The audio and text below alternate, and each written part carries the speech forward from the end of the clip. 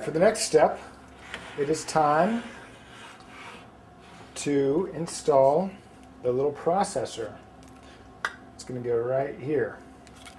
Replace this little thing. So, first thing you want to do is open up that little package. There's the processor.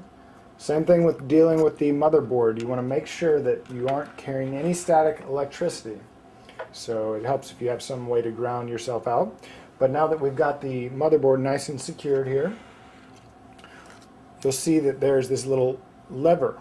And there actually is a trick to it. You can't pull it right up. What you want to do is just kind of push it to the side, sort of like a mouse trap, and see that comes up.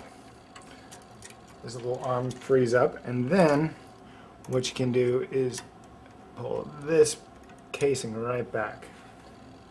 That will let you be able to remove this plate.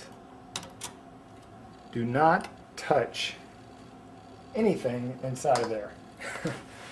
What you want to do is also not really touch the pieces in here, but there are little clips. There's two little eyelets on either side.